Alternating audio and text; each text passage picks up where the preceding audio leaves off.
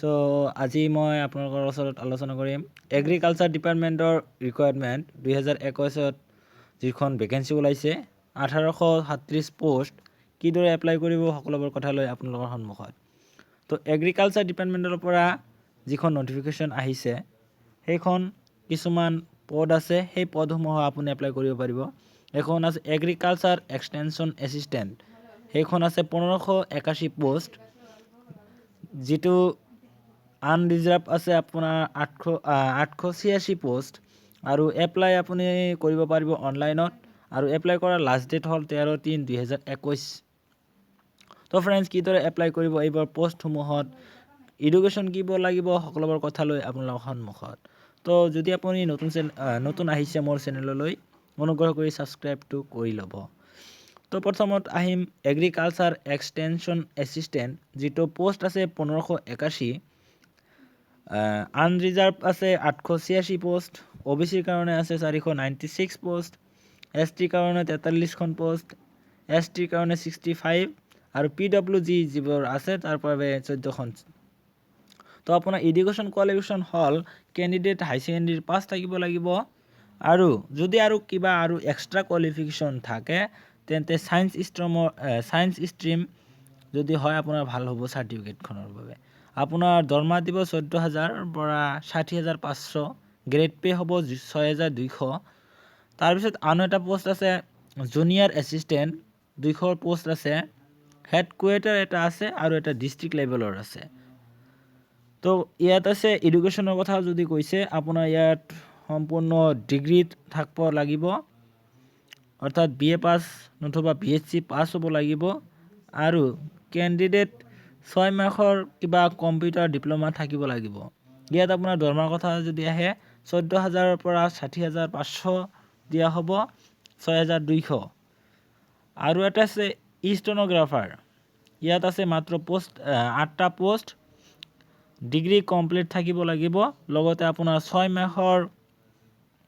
6 মাহৰ এটা computer diploma থাকিব লাগিব, য'ত আপোনাৰ 6 মিনিটত 80টা ৱৰ্ড লিখিব পাৰিব, তেনেকুৱা এক্সপিৰিয়েঞ্চিভ থকা থাকিব লাগিব। ইয়াত দৰমহা যদি শুনিবলৈ যায় 14,000 পৰা 60,500 লৈ পাব। আৰু টাইপিষ্ট এটা পোষ্ট আছে, যিটো 5টা পোষ্ট। ইয়াতে ইংলিছত আছে 4টা আৰু এছামিছত কৰিব লগা এটা। ইয়াত কেণ্ডিডেট হায়াৰ ছেকেণ্ডেৰী পাছ থাকিব লাগিব, লগতে কম্পিউটাৰ ডিপ্ল'মা থাকিব 6 মাহৰ। আৰু এটা আছে আপোনাৰ ইলেক্ট্ৰনিয়াল, ইয়াত 4টা পোষ্ট। আৰু এটা আছে আপোনাৰ PIFIFS কম্পিউটাৰ, য'ত আছে 24টা পোষ্ট।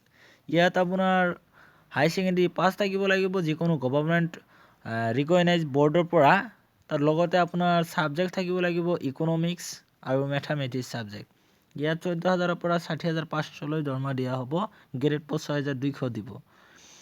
তাৰপিছত আপোনাৰ আছে মেকানিক এটা, য'ত 6টা পোষ্ট আছে। এডুকেশ্যন কোৱালিফিকেশ্যন আপোনাৰ মেট্ৰিক পাছ হ'লে হ'ব, লগতে 2 বছৰৰ মেকানিকেল যিটো আপোনাৰ চাৰ্টিফিকেট থাকিব লাগিব, যিকোনো গভৰ্ণমেণ্ট IITৰ পৰা।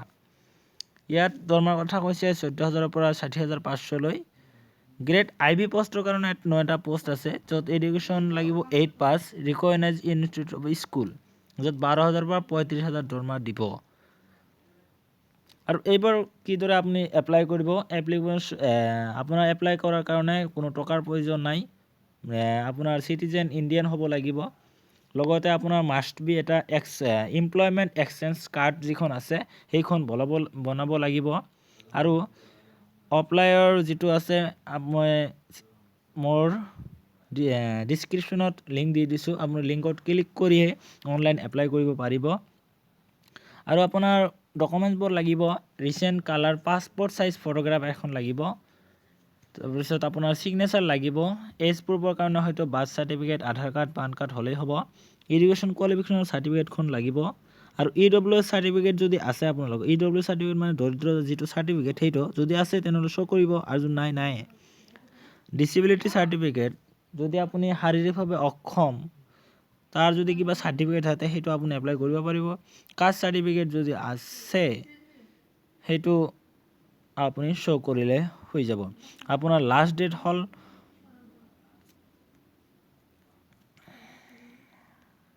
আপোনাৰ লাষ্ট ডেট হ'ল 13/3/2021 লৈ লিংকত ক্লিক কৰাৰ লগে লগে আপোনালোকে এইখন ক্ৰম ব্ৰাউজাৰত ওপেন খাব তো গাইজ ইণ্টাৰনেট চলো অলপ দেৰি হ'ব তো লিংকত ক্লিক কৰাৰ পিছত আপোনালোকৰ যিখন টাৰ্মছ এণ্ড কণ্ডিশ্যন আহিব এইখন আপোনাৰ আহি যাব আৰু ইয়াতে মেইন ইম্পৰ্টেণ্ট থিং হ'ল যে যদি আপুনি নিজে এপ্লাই কৰিব খুজি আছে মোবাইলৰ দ্বাৰা তেন্তে আপোনালোকৰ প্ৰথমতে যিবোৰ আপোনাৰ ডকুমেণ্টছ আছে সেই ডকুমেণ্টছবোৰ তেওঁলোকে দিয়া ইনষ্ট্ৰাকশ্যন ফ'ল' কৰিয়ে আপোনালোকে এপ্লাই কৰিব ইয়াত ডকুমেণ্টছ মাষ্ট বি 200 KB তলত কৰিবলৈ কৈছে ডকুমেণ্টছবোৰ 500 পৰা 80 পিক্সেলৰ ভিতৰত কৰিব কৈছে 400 পৰা 80 600 ভিতৰত কৰিবলৈ কৈছে আপোনাৰ ফটোগ্ৰাফখন 35 KB কৰিবলৈ কৈছে তাৰপিছত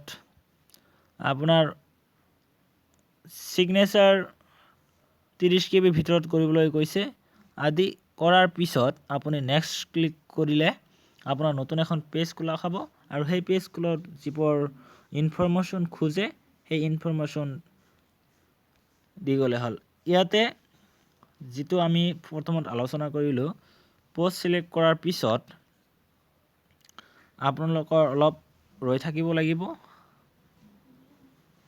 ৰৈ থকাৰ পিছত যিসমূহ তাত পোষ্ট আলোচনা কৰিলোঁ তাৰ ভিতৰত যদি আপুনি যিটো সক্ষম এক্সটেনশ্যন এছিষ্টেণ্ট যদি সক্ষম হৈছে আপুনি তেন্তে তাত ক্লিক কৰি নেক্সট ক্লিক সাবমিট মাৰাৰ পিছতে আপোনাৰ নতুন পেজ খোলা খাব খোলা খাৱাৰ পিছত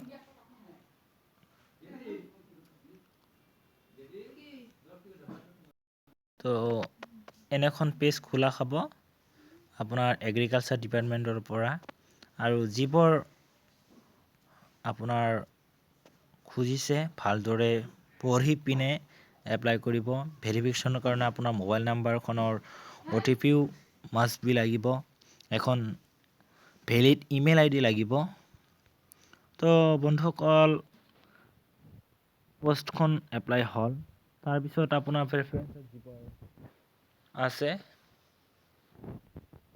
এপ্লাইড পোষ্ট এখন ক্লিক কৰিব ক্লিক কৰাৰ পিছত আপোনাৰ নাম ফাদাৰ নেম মাদাৰ নেমছ আপোনাৰ জেণ্ডাৰ আপুনি অসমৰ বাসিন্দা হয় নে নাই ডেট অফ বাৰ্থ ক'ত জন্ম হৈছে তাৰ কাৰণে এখন এজ প্ৰুফ চাৰ্টিফিকেটখন দিব লাগিব তাৰপিছত আপোনাৰ প্ৰেজেণ্ট এড্ৰেছ দিব লাগিব পাৰ্মানেণ্ট এড্ৰেছ দিব লাগিব আপোনাৰ মোবাইল ভেৰিফিকেশ্যন হ'ব হোৱাটছআপ নাম্বাৰ আৰু জুম ID যদি থাকে সেইটো দিব তাৰপিছত আপুনি ইণ্ডিয়ান চিটিজেনশ্বিপ হয় নে নহয় সেটা সিলেক্ট কৰিব তাৰপিছত আপোনালোকৰ ডকুমেণ্টছখিনি আপলোড কৰিলে আপোনাৰ এইখন হৈ যাব সো গাইজ যদি মোৰ ভিডিঅ'খন ভাল লাগিছে এনেকুৱা ইম্পৰ্টেণ্ট নটিফিকেশ্যন পোৱাৰ বাবে মোৰ চেনেললৈ আহিব আৰু অনুগ্ৰহ কৰি ছাবস্ক্ৰাইব কৰিব